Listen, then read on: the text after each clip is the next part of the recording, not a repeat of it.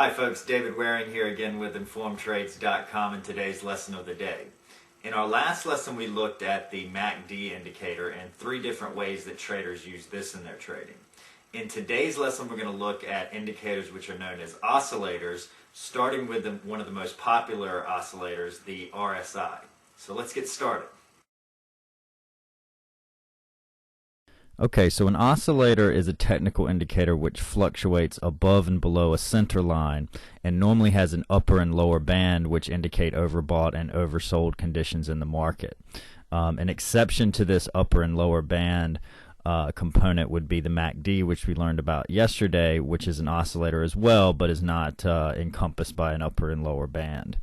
One of the most popular what's known as banded oscillators is what's known as the RSI, which is what we're going to start our discussion on oscillators with today.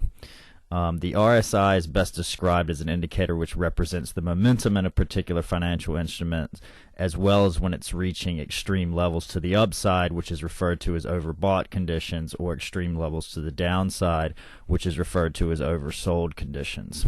The indicator accomplishes this through a formula which compares the size of recent gains for a financial instrument to the size of its recent losses. The results are then plotted as a line which fluctuates between 0 and 100, and bands are then placed at 70, which is considered an extreme level to the upside, and 30, which is considered an extreme level to the downside. So let's take a look. This is what an oscillator looks like. You can see the price chart there, and you can see the RSI plotted to the bottom, and you can see the center line there at level 50. And the upper band at 70 and the lower band at 30.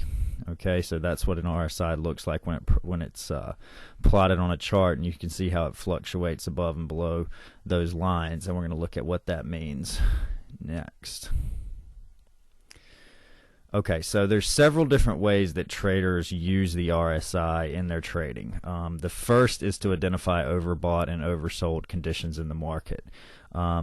As we just talked about, when the RSI is below the 30 line, this is considered an oversold level, and therefore traders are going to look to trade a reversal of the trend there, because it's the boat is tipped too far to one side, so to speak. So you can see here the RSI goes below 30, the market bottoms there and then turns upward, and then the market continues upward, goes into overbought territory on the RSI, and then you can see it turns downward after that. Okay.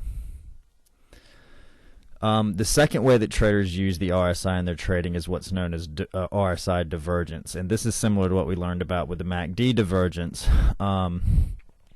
If the indicator, the RSI, is trading in the opposite direction or trending in the opposite direction as the price action of the financial instrument that you're analyzing, this tells you that momentum is waning, and therefore that particular financial instrument may be due for a reversal. So you can see here the market is making a new high, but the RSI is not, and that is a divergence there, showing that the market may be running out of steam, and in that case it was, and it sold off pretty dramatically right after that.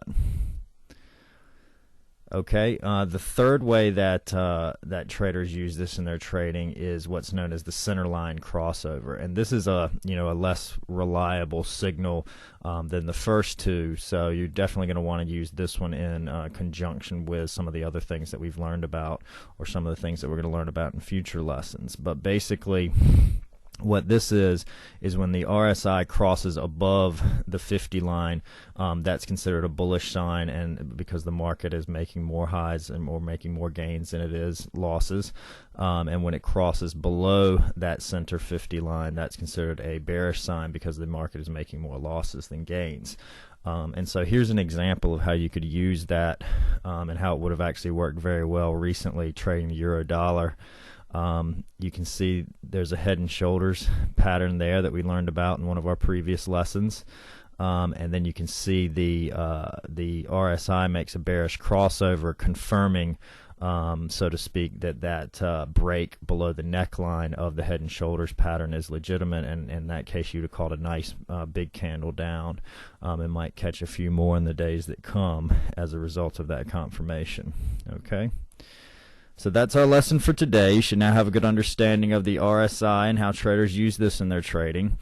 And in tomorrow's lesson, we're going to look at another oscillator, which is known as the stochastic oscillator. So we hope to see you in that lesson. As always, if you have any questions, please feel free to leave them in the comment section below. And have a great day.